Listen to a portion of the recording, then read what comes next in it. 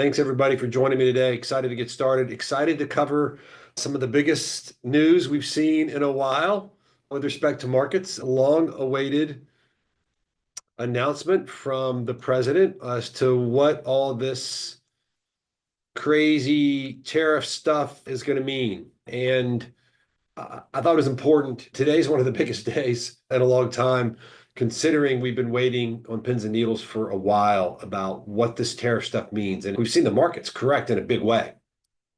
So what do we do?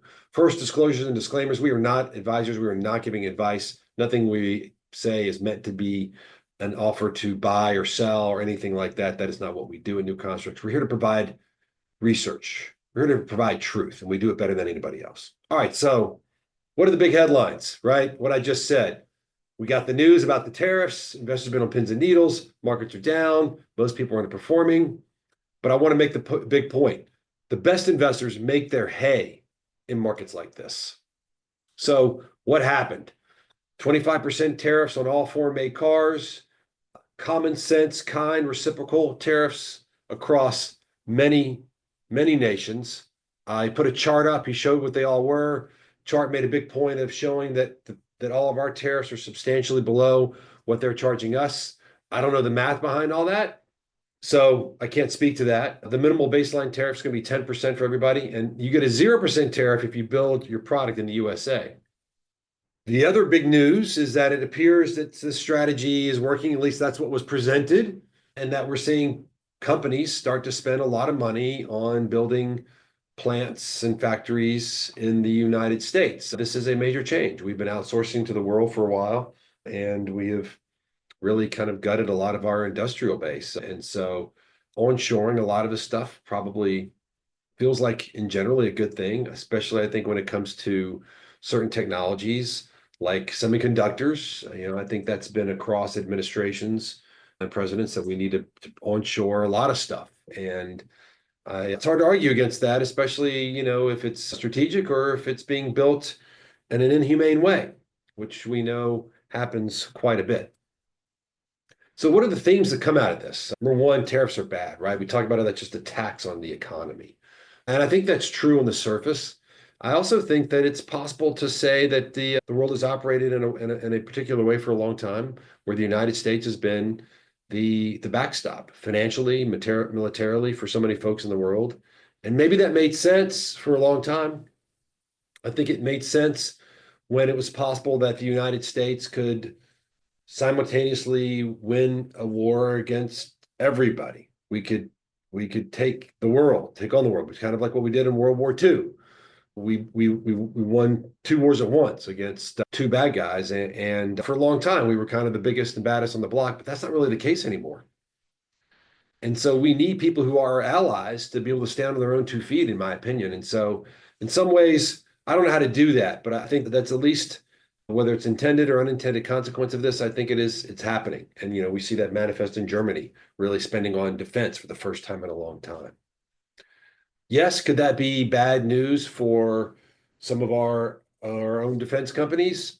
I don't know. I mean, I think having more clients around the world is ultimately a good thing. Sure, Germany's going to try to do a lot of it on their own, but we're a big leader in that. I think that in some ways they're going to have to get some of the technology from us, and it's going to be a way for us to increase the addressable market for defense spending outside of our own country.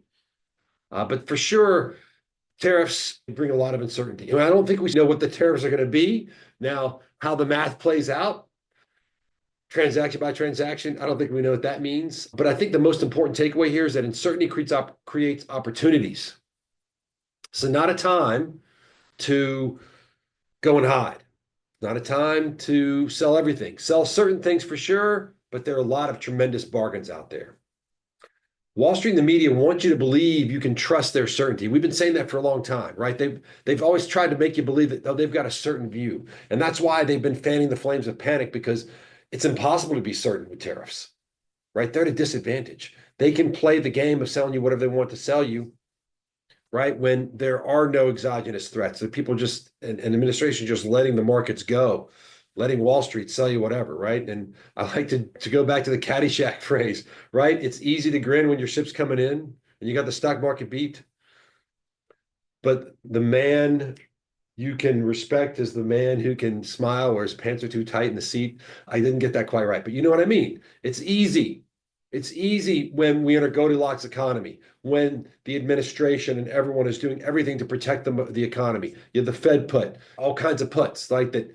If it's that bad, they're going to do something about it.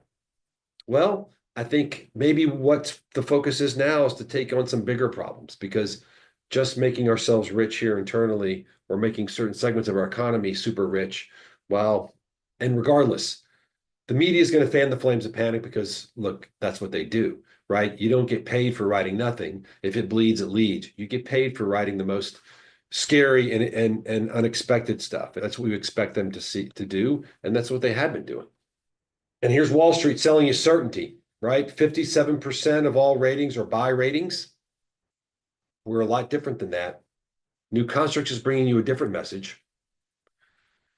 And it's not just Wall Street ratings, it's Morningstar ratings. Some of you have seen these slides before. Our ratings are very different from people. Why are we different? We've done the diligence. Fair and pure and simple. We've done the diligence. We've done the diligence. And we uncover data that's legally buried and sometimes illegally buried. And look, name another research firm out there. And again, I'm going to give you our next long idea for free. If you can name another research firm out there that has papers from MIT Sloan School of Business, I'm sorry, MIT Sloan School of Management, Harvard Business School, Ernst & Young, the Journal of Financial Economics. If you can find another firm out there that has just one paper from as prestigious an institution written about them, proving the superiority of the research, please put it into the chat. Share it with us. I don't think there's another one. Your stock ratings are different, but how do we know they're better? Well, how about being ranked number one by some zero every month for, I think we're up to 45 straight months now. Not bad. How about the fact that there are live, actively traded indexes or indices that are outperforming the S&P 500 year to date? This is a Bloomberg index. You can look up the ticker. There's the ticker. You go to Bloomberg, look it up. It's a very attractive stocks index. It's beating the S&P by 9.2% for the first quarter of 2025. You want evidence that our ratings work? I think that's evidence, right? We're up, market's down. Diligence is in favor, my friends. Diligence never goes out of style. That's why we've seen the performance over a 5-year period, you see, was also a very strong outperformance. If you guys want, put in the chat. I can show you this stuff live on the Bloomberg website. About the core earnings leaders index, right? This is just stocks that have the strongest core earnings power. It's outperforming extremely well too. Oh, that's the wrong picture. Core earnings leaders index, here's the right picture for that. It's up, market's down, right? That's the core earnings leaders index, outperforming by a significant amount. Again, this is just about focusing on and up by like almost 5%, right? That's a significant margin. This focuses on holding the companies with the greatest earnings power. And then this index is the core earnings weighted enhanced S&P 500. So if we just let someone else pick the stocks, we can still outperform because we'll weight those stocks based on core earnings as opposed to market cap. And again, I can show you this live. And if you want to know more about these Bloomberg or these special indices, Bloomberg is hosting a special webinar. I'll put this link into the chat for everybody. Here we go. I got some questions I haven't been seeing coming in here. But that's the Bloomberg webinar. They're going to do a special big promotion about our indices and our effectively, footnote season, how you uncover hidden value based on superior data. So I think the takeaway here is trusting Wall Street is like trusting the tobacco companies who said cigarettes are not harmful or addictive. Wall Street's gotten away with this for a long time. They're going to continue to get away with it as long as you let them, just like the tobacco companies did with cigarettes. Now I'm going to show you how to find great stocks in the market today. Our independent research also has a technology edge. So we're not just independent. We've got AI working for us, the first and best AI for investing. I've done plenty of webinars on why our AI is the first and the best. But for now, trust me based on the results. Mainly, it's helpful. What it does is get better data to build better models and get better ratings, effectively revealing the truth. And it creates ratings. This is where we're talking, this very attractive element right here. That's what's driving that index. It's outperforming the market by 9% in just the first quarter of this year.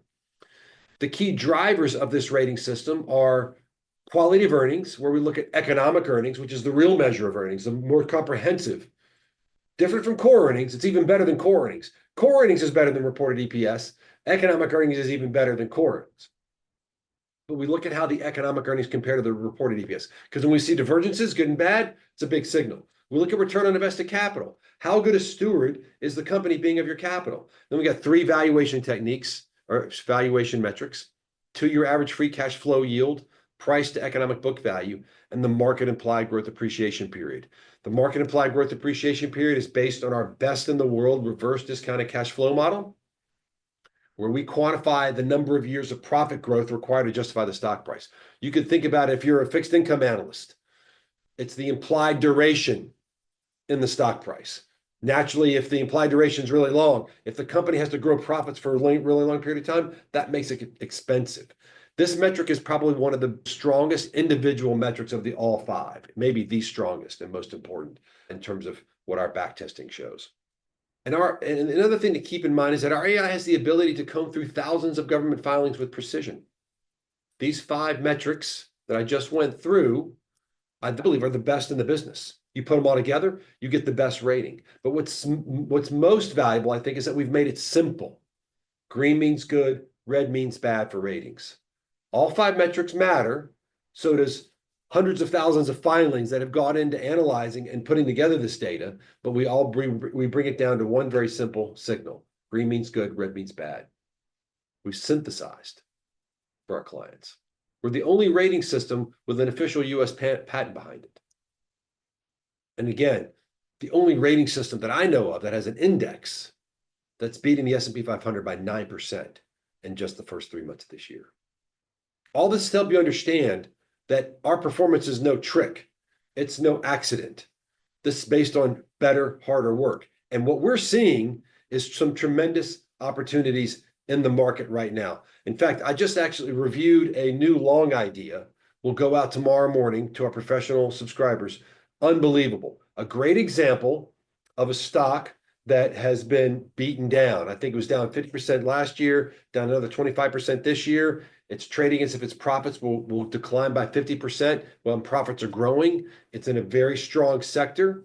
I'm going to put a link to where you can find a snippet about this in the chat for everybody. It's in the long ideas section, but it's going to be an amazing report. I'm excited for it to come out. I reviewed it today and I'm reading this and I'm like, this is unbelievable. This is a perfect example of the kind of stocks we're going to be talking about in our next training. So I'm going to drop another link here. This is for a training about our most recent research. We've done a couple stock bundles. I'm going to show you here how we use our stock screener, the best stock screen in the world. And we used it more recently to create some special bundles called, this was the super stock bundle. Well, that's a terrible slide, isn't it? What happened here? Oh, sorry, folks. This is a super stock model portfolio. And for some reason, the slide's all messed up. But this was for stocks at an overall rating of attractive or better, and economic profit was greater than 0, and economic profit was greater than net income. So this was a bundle that we sold last year, then earlier this year. Super outperformer. What's the stats here? You can see over time, we've looked at this, significant outperformance for these stocks versus the S&P 500. Another called the Alpha Stock Portfolio. This is where the gap rating was attractive or better. Remember, I told you that rating was super important. They had economic profit greater than 0, and then economic profit was greater than net income.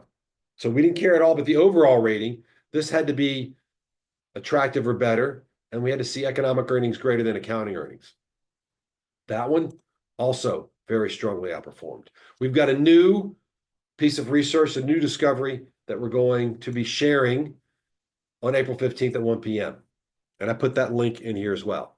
But now let's do a demonstration. Let's show you exactly how this stuff works.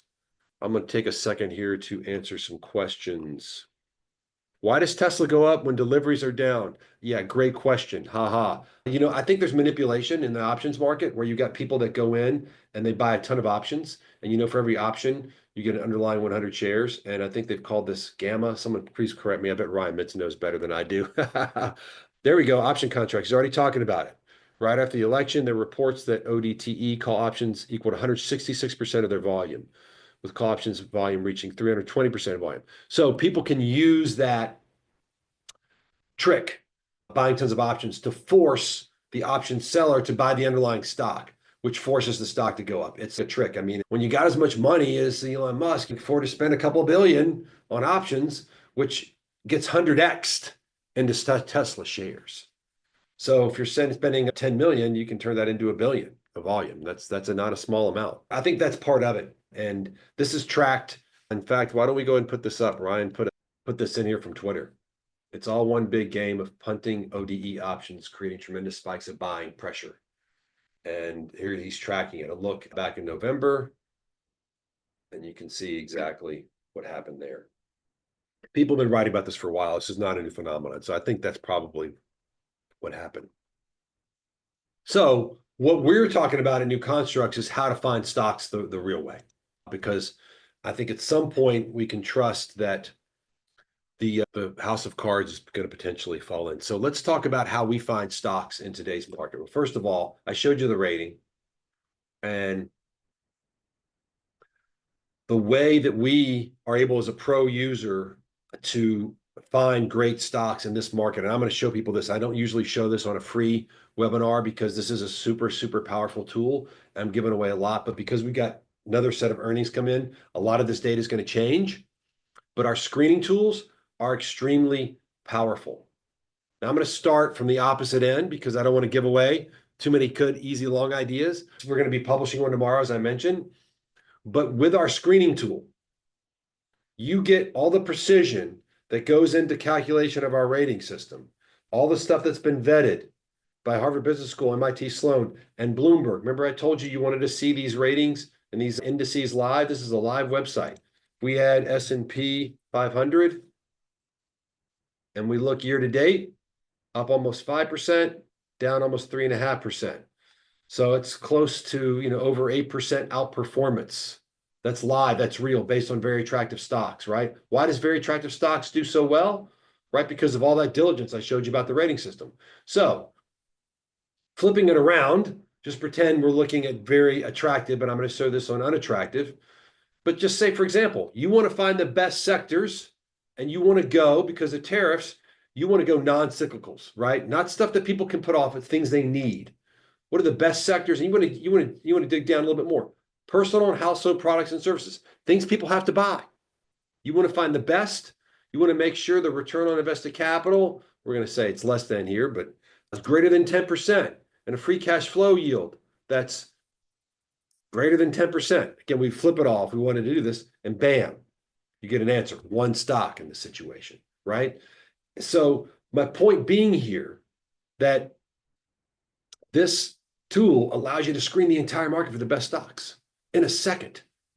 An incredibly powerful tool, the best screener in the business by a long shot. And this can apply to all types of sectors. Bam. Same thing, unattractive. Oh, there's a lot more in the healthcare. Turns out there's a lot more very unattractive stocks in that sector. The same tool applies and capability applies for ETFs and mutual funds. So you want all the very attractive in the non-cyclicals, more than $1 billion. I'll take both ETFs and mutual funds. And I want total annual costs. Ooh, nothing very unattractive in consumer cyclicals with $1 billion and eight. Let's just take that off. Nothing in consumer non-cyclicals is very unattractive. Interesting. I thought every sector had something a little bit unattractive. Let's go and flip it over to very attractive. And let's say we want something with more than $1 billion and eight, and total annual costs have got to be less than or equal to 2%. Those are the very few funds that fit the bill. So you can see here in just a matter of seconds, you can leverage hundreds of thousands of hours, hundreds of thousands of filings, hundreds of millions of dollars in capital to build a technology that's done the diligence on all the stocks over all the years of history and models, because there's a lot of dead companies in our coverage universe. Not every company we've covered since 2004 is still around. We don't throw that out. It's part of our diligence. So we're close to 7,000 companies in our system over the years. All the work that's gone into that, all the diligence that's gone into understanding the metrics and determining thresholds to identify which are the good companies and the bad companies and the good stocks and the bad stocks based on data back to 1998 for 7,000 companies. That's a lot of intelligence. And in a matter of seconds, you can take advantage of it to find the best stocks in the market.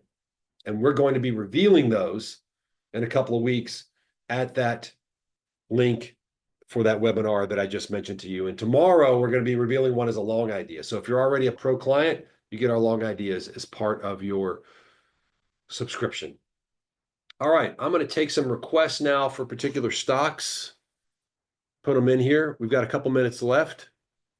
AIG. This was something that was, I think, recommended by somebody I heard on CNBC, like as a stock, like insurance stocks. They're good to own in this environment because no matter how uncertain it is, you got to have insurance. That's one of the things that you can't not own. Let's go through our screener and figure out where the best insurance stocks are. Insurance. And let's go. Okay, we're going to do this the really fun way. I want greater than return on greater than 10%, greater than 10%. Go. Nothing. Let's take this out, see if we can just get free cash flow. Nothing. Let's just go zero that too. All right. Looks like there's free cash flow is the real limiting factor here. But there you go. List of the best insurance stocks in the market. AIG isn't there at the top. These very attractive stocks. That's pure gold, folks. Pure gold. Look how very attractive stocks have outperformed this year. And very attractive stocks have outperformed consistently over the years as well. It's our calling card. You think Bloomberg didn't test this back over many years? Actually, let's go back 5 years. Look at that. Practically double the stock market in 5 years. Short term, long term. Short term, long term. Very attractive stocks. Good way to go. This is an extremely good starting point for people who want to find good stocks that are not so cyclical. Can't beat it. And then, of course, if you want to dig in, go a little bit deeper, we've got it all here for you. You know that we can break down the rating. So you can see here, why is this good and rising? Because the economic earnings are rising. We like that. They're positive and rising. How's return on invested capital? Been very consistent. Not super good, but it gets an attractive rating. Margins on the rise. Capital turns on the decline. This is probably why return on invested capital isn't amazing. Then we can look at free cash flow. Got a 2-year average free cash flow in red and just a 1-year free cash flow on the left, in blue. We can go through and see the actual data. See, the free cash flow numbers are pretty big. The TTM and the last fiscal year are the same because we just got a 10K for these guys, or an annual report. Here's the free cash flow margin. It's a pretty nice number. Up over 10%. That's just free cash flow divided by revenue. How about the price to economic book value? We like seeing economic book value greater than stock price. What that means is that the stock price is implying a permanent profit decline.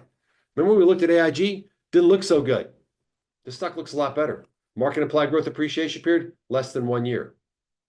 So this is a better looking stock. You want to check the credit rating? We don't do credit ratings for insurance companies anymore. That's right, because they have an ownership structure that really doesn't have a real clear through vision as to who has recourse on what debt. All right, any other requests for stocks to cover or take a look at? I think one came in early here, JEF. Let's do that real fast. Jeffries, financial stock. Oof, looks really cheap. So price to economic book value 0.3. I'm guessing that their NOPAT had a pretty nice bump this year. You can see a jump in economic earnings, return on invested capital, the NOPAT margin. It's been holding pretty steady. Interesting. One of the other things you can do as a professional member here is you can go in and see, wow, okay, net income's been all over the place. So a big jump in net income. I guess the market is expecting that the profits are going to be quite a bit less this coming year. Notice how much less volatile NOPAT has been than net income. How's that for interesting? Bunch of non-operating expenses that we've been pulling out. And then let's look at the balance sheet. Balance sheet, up, down, up, flat, up, down, flat, up. Yeah, so invested capital quite a bit less than in total assets. Any other valuation adjustments? Quite a bit of debt here, 6.9 billion. Pensions look okay. So yeah, Jeffries, pretty good looking financial stock. Pretty good looking financial stock. All right. Thanks, everybody. Oh, we got some news here. Word is that Musk will be stepping down from his position in DC in the next few weeks. Yeah, I guess maybe Tesla's more important than the country after all. I don't know. I'm a big fan of Doge. I think we need some of that. I think it's hard to argue that there's been rampant spending for a long time. Anyway, the main takeaway is we got the best system for finding good stocks. We're doing it all the time. We're delivering it. Our performance is delivering. If you want to be able to be successful in any kind of market, but especially a volatile market, go back to diligence. Go back to what's made Warren Buffett successful over all these decades. We do it better than anyone else. We've been working away at how to do diligence better and better and better for 2 decades ourselves. We built technology to do it. There's no better place for diligence than us. Proof is in performance. Thank you. Have a great day.